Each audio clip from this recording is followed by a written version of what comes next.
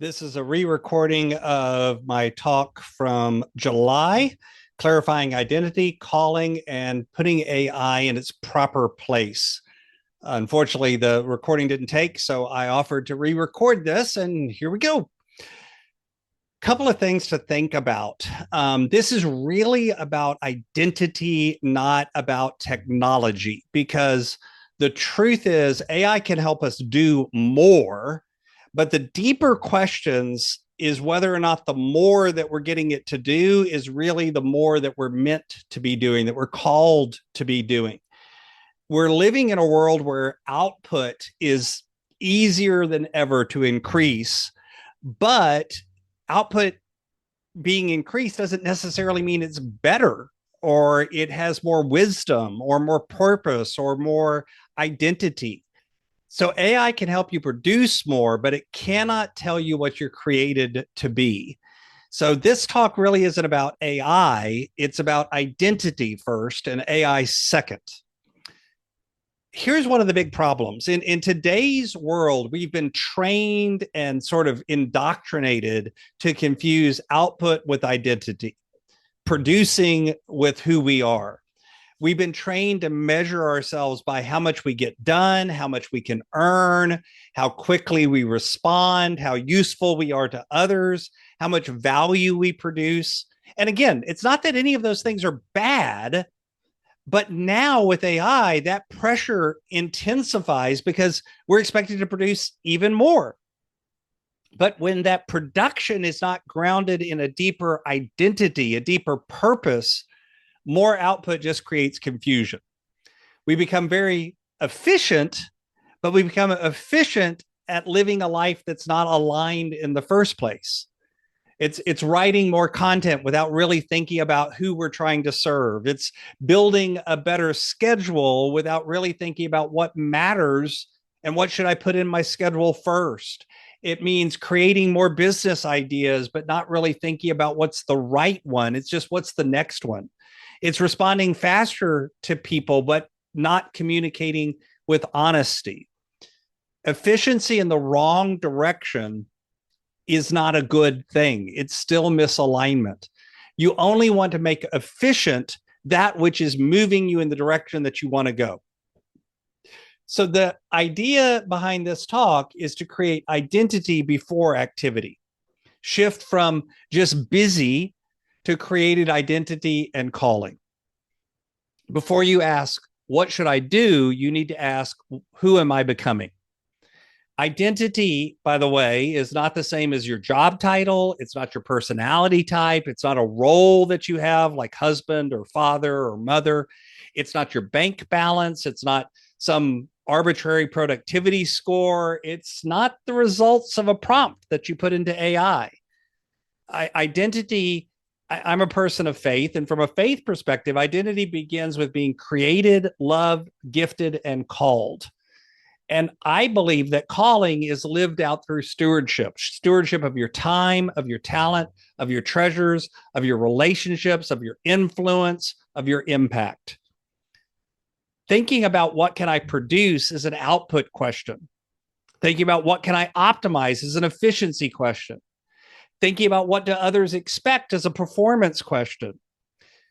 But thinking about who was I created to be and what is mine to steward, those are questions of identity and calling. You are not what you produce, but what you produce should flow from who you are and who you are becoming. So let's define a healthy role for AI. AI can be helpful as a tool. It can be helpful as a mirror. It can be helpful as a map. As a tool, it can help you organize your thoughts. It can help you create drafts. It can help you summarize information. It can help you brainstorm options. As a mirror, it can reflect patterns in our thinking. It can help us notice what we are asking over and over, and it can reveal assumptions and things that we're blind spots that we have in our language and in our thinking.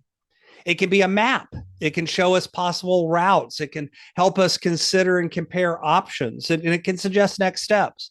But we should never allow AI to become the master, the giver of our identity, our conscience, or a substitute for a relationship.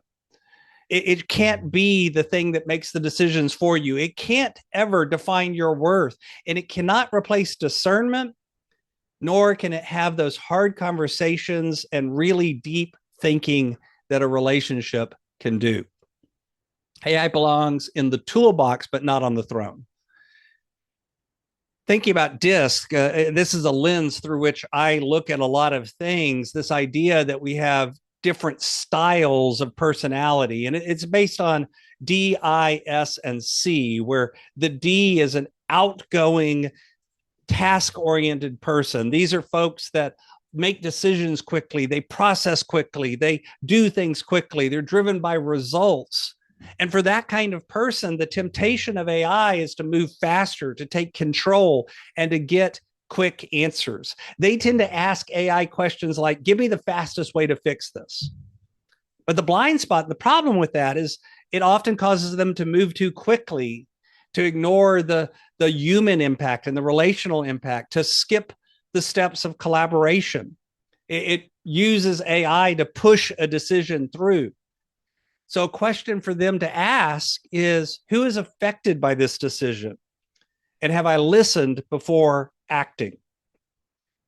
Use AI to help them slow down and identify who needs to be considered before making the decision. For the I, this is an outgoing, people-oriented people. These are the inspirational type. They're often, again, fast-moving, fast-thinking, fast-talking, but they like to be the center of attention. These are the folks that volunteer for things before they even know what the thing is that they're volunteering for. And they like to use AI to sound better, to sound more exciting, more impressive, or more likable. They tend to ask things like, make this sound amazing, cool, and fun. But that leads to the blind spot that they'll over polish or oversell and end up losing authenticity and chase approval instead of real growth. They need to ask themselves, am I trying to communicate truth or am I trying to be admired? Their better AI use is to help make this clear, warm, and honest without exaggerating. The S style, these are the peacekeepers. These are the supporters. These are the folks that are reserved and people-oriented. They tend to be interested in fairness. They tend to make decisions slower. They don't like conflict. They like things to be calm and stay the same. They don't like change either. They often use AI to soften hard conversations and sometimes soften it so much that the message disappears. They'll ask things like, make this sound less confrontational. They like to have the problem and the blind spot of avoiding conflict, even necessary conflict. They hide the main point and they prioritize comfort sometimes over clarity and honesty. They'll delay and put off necessary hard conversations. They can ask what needs to be said clearly and kindly. They can ask AI to help them say it with kindness, but not to remove the core message.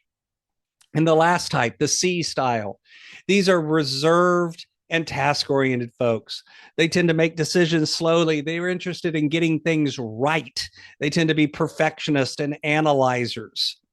They tend to use AI to gather more data and compare more options. They want to avoid being wrong. They'll ask AI, give me more research so I can decide. And then they'll ask for even more. They have the blind spots of overthinking, analysis paralysis, waiting for perfect certainty in all of the information. And they'll replace action with information gathering and think that they're taking action. A growth question for them is, what is enough information to take a responsible next step? And they can use AI to help them identify the minimum amount of information they need to make a good decision. The idea is to come back to identity before output. So ask these 5 questions before using AI for advice, direction, or decision making. Who am I trying to become? Not just what are you trying to get done, but who are you trying to become? What value needs to guide this? Is it faithfulness? Is it honesty, courage, service, stewardship, peace, clarity, love, the the fruits of the Spirit, what things need to guide it? What am I tempted to avoid? Am I trying to avoid conflict or risk or uncertainty, vulnerability, responsibility, action? Ask who else is affected: the spouse, your family, team, clients, community, future self. And then ask, what action still belongs to me? Because AI can draft and summarize and reflect, but you still have to decide, speak, act, apologize, forgive, risk, or follow through. The question is not just, can AI help me? It's, will this help me become more faithful, clear, and aligned? Realize that identity work is not dependent on AI. It's not dependent on technology. In fact, I would argue that most of it is done in those quiet moments by ourselves of reflection, or they're done at times with a coach or a mentor or a friend or a spouse. They're done with people, not technology. You can clarify your identity with AI or without AI. The core practices are still human and spiritual. There's still ideas of taking time for prayer, reflection, meditation, journaling, coaching, scripture, seeking out wise counsel, and having honest conversations, as well as looking at things like, where am I actually spending my time, my money, my habits, and my relationships? AI can help you identify patterns, but it can't do the actual formation work for you. It can't give you the courage to speak the words that it gives you. It can help you organize the plan, but it cannot surrender your priorities for you. AI can assist the work of clarity, but it doesn't replace the work that you have to do to become who you want to become. Don't forget, use AI, learn from it, experiment with it, let it help you think and write and plan and reflect, but don't let it define your identity, replace your wisdom, or take responsibility for the next step that belongs to you. When you think about AI, think about something that you want to use AI for, maybe to help you plan for a hard conversation or make a decision around work or money or schedule or business, relationships. What is it that you might prompt AI to do? For example, if you're trying to write a difficult email, you might ask it, help me write an email to Bob. But find the deeper questions. Think about, what am I really trying to accomplish? What am I trying to avoid? Am I seeking speed, approval, peace, certainty? What values am I trying to put in here or to avoid? What value should guide me? And what action would still belong to me? And think about your DISC personality if you know it. And if you don't, I'd be happy to share an assessment with you that will give you some guidance on this and do a debrief with you and walk you through what the results mean. Think about, are you trying to use it for control or to be liked, to be admired, to avoid discomfort, or to avoid being wrong? And then rewrite the prompt. Here's the structure that I want you to use. I am facing, fill in the blank. I think I want, fill in the blank. I may be tempted to, fill in the blank. The value I want to guide me is, fill in the blank. The people affected are, fill in the blank. And then help me think clearly, but do not make the decision for me. Ask me at least 3 more questions before offering any suggestions. That prompt can help you add identity and values to the prompt. It can help you clarify the question, and it can let AI actually help guide you in a direction that moves you towards your identity. Because remember, you are more than your output. AI can help you do more, but wisdom helps you become more. Keep AI in its proper place and let your identity, your values, and your calling lead the way.